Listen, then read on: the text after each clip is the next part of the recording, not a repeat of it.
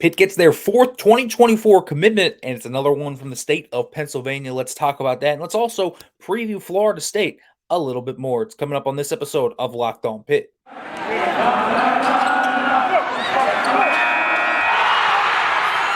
You are Locked On Pitt, your daily podcast on the Pittsburgh Panthers. Part of the Locked On Podcast Network, your team every day.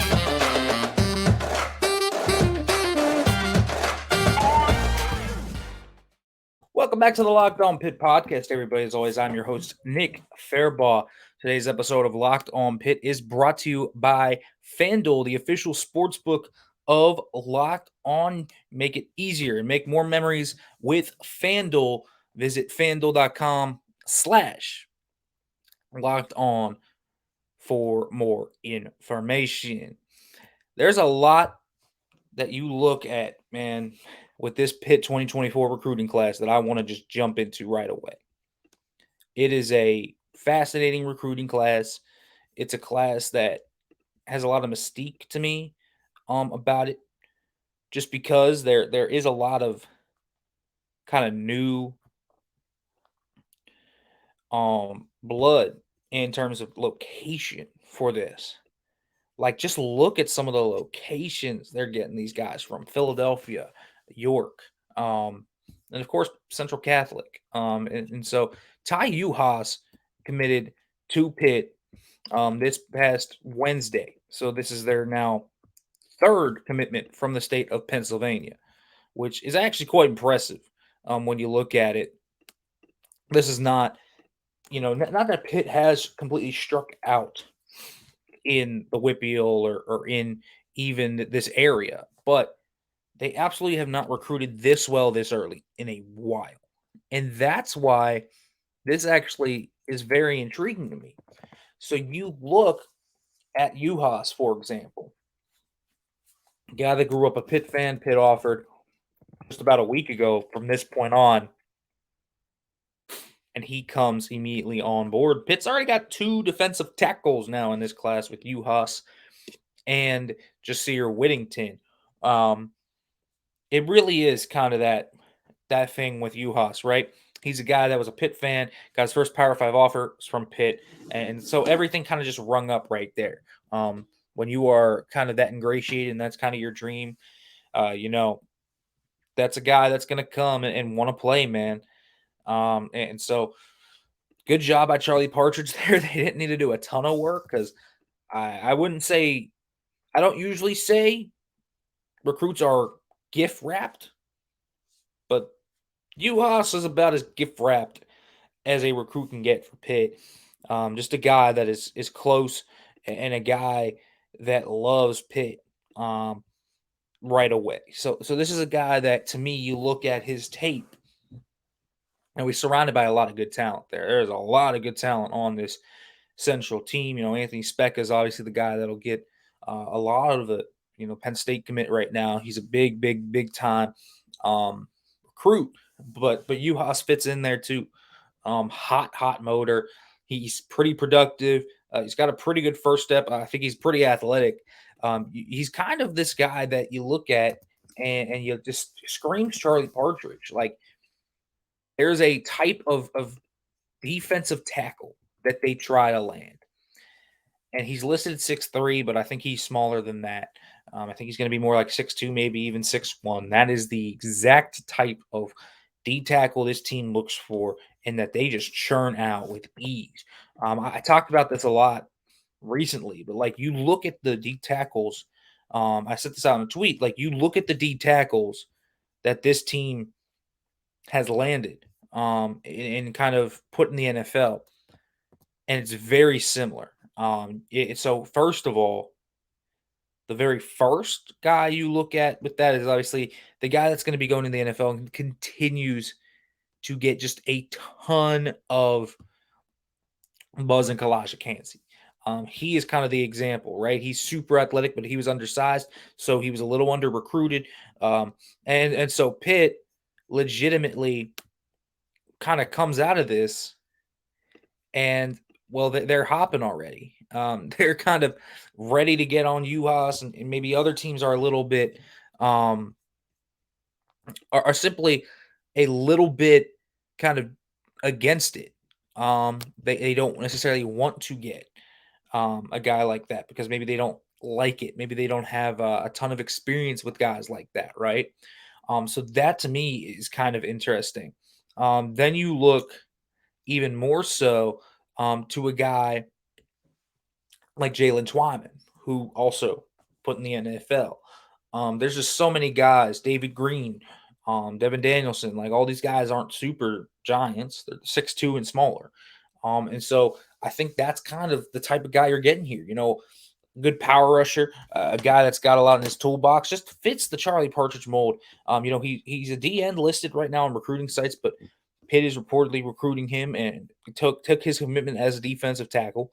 So that is where he's viewed. The offer sheet isn't there. He's only got the only other offer he has is Kent State, but Pitt jumped in here early. He jumped in on the board very early too, and so this is very possible that this is kind of the first of many offers, but Pitt locked up Yuhas early just because we talked about that kind of gift wrapping of this type of recruit.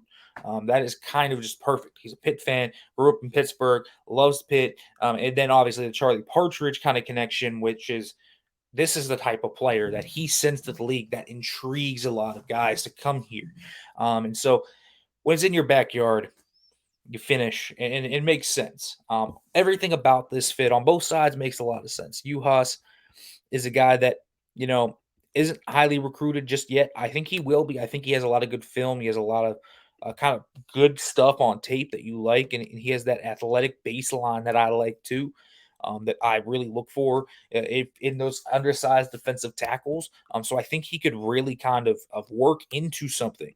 But you also look at a guy like Yuhas, and this is a guy that is extremely, extremely strong. Like exactly, you can see his bull rush. You can see the potential of that burst when he plays with good leverage. He's got a nasty bull rush, and so this is a guy to me that has a ton of potential to be a really good power rusher for Pitt. By the time he's a junior, senior, so I like this move. And I like the fact that they have two defensive tackles already committed. And Jasir Whittington's a very similar player to Uhouse in a lot of ways, right? Kind of undersized. He's not going to be a big kid, but he's super athletic. He's a guy you can do a lot of different things with because of his athleticism. He's undersized, but he's got a power game. Like he is very similar to Uhouse, and they're recruiting the same type of guy that Charlie Partridge has been able just to work magic with. And these guys just continue to play at an extremely high level. And it's really fun to watch these guys develop because this isn't the stereotypical defensive tackle build. Pitt still kind of just kills it every time they land these guys. And so two defensive tackles for a team that is losing some really good defensive tackles, right? Tyler Bentley, David Green, and Devin Danielson are all gone after this year. And so you're going to be left with the void. You'll have Sean Fitzsimmons, you'll have Dorian Ford, you'll have Elliott Donald, you'll have a few other guys in that room, but DeAndre Jules, but you won't quite have that veteran presence anymore. And so they need to restock the shelves, and they will. And so far, already two guys in that room. Charlie Partridge doing nice work here on the recruiting trail early on in 2024.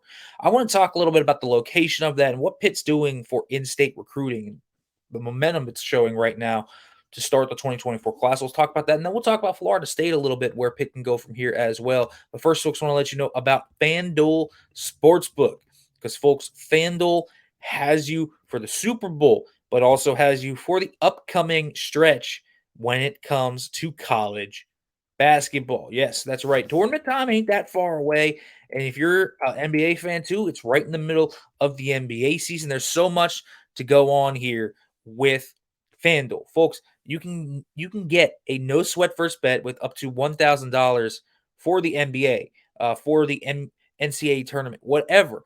Bonus bets back. If your first bet does not cash and you get all of that, you still get all that you could. So it's a no sweat first bet. Just download the FanDuel Sportsbook app.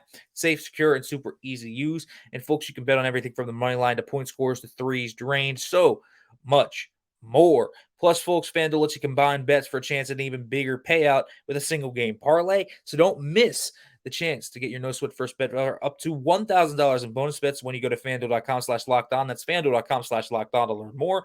Make every moment more with FanDuel, an official sports betting partner of the NBA. All right, everyone. Let's talk now about kind of this interesting trend that we're seeing, right? Three in-state Pennsylvania recruits already signed up on board for the 2024 class. Listen, man, this just doesn't happen for Pitt. And that really means to me a lot of good things. It's not that they're beating out Penn State, but they're go into Philly, land Jasir Whittington. They go into Central PA, land Jules Goff. Jules Goff looks real good, man. I am high on this kid. You talk about a speedster with high upside potential, man. Goff has that. He's got some good offers on his resume. Duke, Boston College, some others in there, Rutgers. This is a guy that I think you look more and more at, and this is going to be a guy that you're going to have to fight to keep. I just think he's a really high end recruit. Not quite like an Izzy Abanikanda. He's a different type of speed back, but this guy has a different gear. He is a speed back that is special in that second gear, and he has a lot of high upside potential. Could definitely be a big contributor to this offense in the 2020s if he stays committed. And I look at that. I look at Jasir Whittington from so far back, just winning over a kid from that part of the state, and then you land a Whippeal kid in Yuhas this early on. And there are so many other guys that Pitt is looking at in state this year. And the Whippeal it has a pretty good class, right? Like you got Lindsey, you got Cam Lindsey, you got Pete Gonzalez, you have Cole Sullivan, you have all these guys. They didn't land Anthony Specker, but you have obviously the crown jewel is Quentin Martin. And that is kind of where I wonder, man, this in-state momentum from three different parts of the state. You go east, you go central, and then you go west. It's actually quite interesting to see. So you look at the top 10 of PA right now. Quentin Martin's number one. And then you have Rico Scott, who's number two. Pitt's in on Rico Scott, too.